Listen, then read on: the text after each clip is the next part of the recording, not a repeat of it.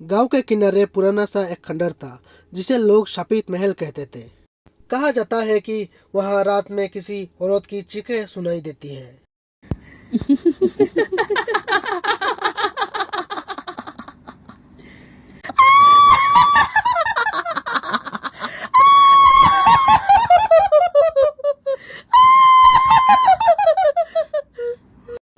और अंधेरे में चमकने वाली आंखों का दर्शन होता है।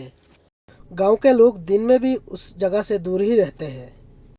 सूरज के तीन दोस्त रवि, मोहित और अंकित शहर से गांव आए हुए थे अपने मामा के घर। ये लोग भूतों की कहानियां गांव वालों से सुन के हंसते थे।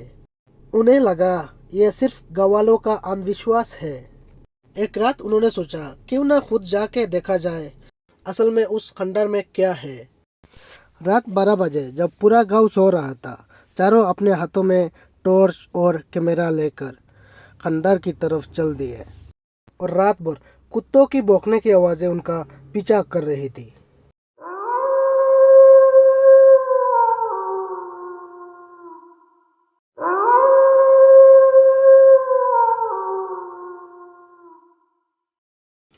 जैसे ही वो लोग खंडर के अंदर घुसे, उन्हें महसूस हुआ कि जैसे उनका सांसें भरी हुई हो।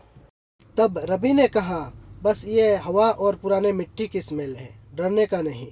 तब उन्होंने टॉर्च जलाए और देखे दीवारों पर एक हाथों का निशान था जो खून से लिपटी हुई थी और चारों तरफ धूल ही धूल उड़ रही थी और कभी कभी सूखे पेड़ के पत्ते उनके पैरों से आकर टकरा रही थी। और डरते हुए जैसे ही उन्होंने अंदर कदम रखा, तब उनकी टॉर्च की रोशनी एक जगह पर रुक गई थी और एक सफेद सा आंचल जमीन पर पड़ा हुआ था। और वह आंचल गोल गोल घूमते घूमते सीधा जाके एक अंधेरा सा दीवार का पीछे छुप गया। अब तक मजाक बनाने वाले सूरज और अंकित दोनों भी थोड़ा संकोच में आ गए थे, लेकिन उन्होंने सोचा पूरा एडवेंचर करना पड़ेगा। कैमरा चल रहा था और वो लोग अंदर बढ़ते गए। जैसे ही वो लोग अंदर पहुंचे, उनको एक हॉल नजर आया और उस हॉल में पुराना कुर्सियाँ, सोफा बिखरी पड़ी थी और दीवारों पर पुराने वक्त के तस्वीरें बनी पड़ी थी, राजा महाराजा और एक खूबसूरत रानी की। लेकिन एक तस्वीरें बिल्कुल अलग थी। उसमें सिर्फ एक अंधेरी आंख वाली औरत थी। उसकी आंखें जैसे सीधा कैमरा का अंदर देख रही थी। अंकित हंसते हुए कहा, यह तो एक हॉरर मूवी जैसा लग रही है। तब कैमरा अपने आप बंद हो जाता है, लेकिन कैमरा की पूरा बैटरी भी फुल थी, लेकिन स्क्रीन काला पड़ चुका था। उन्होंने सीढ़ियाँ चढ़कर ऊपर चढ़ने लगा। तब हर कदम पर लड़के की चीखने की आवाज़ आ रही थी। तभी उनको अपने पीछे कदमों की आवाज़ सुनाई दी। सब एक दूसरे को देखने लगे, लेकिन सब सामने ही है, फिर पीछे कौन है। जब उन्होंने पलटकर देखा, एक सफ़ेद साया सीढ़ियों पर उनकी तरफ बढ़ता आ रहा था। साया घुंघरू का साथ नीचे से ऊपर आ रहा था।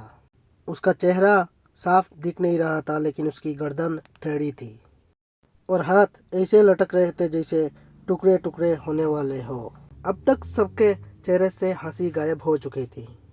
सब चिल्लाते हुए एक साथ भागने लगे, लेकिन खंडर की मेज के जैसे रास्तों में भटक गए हैं।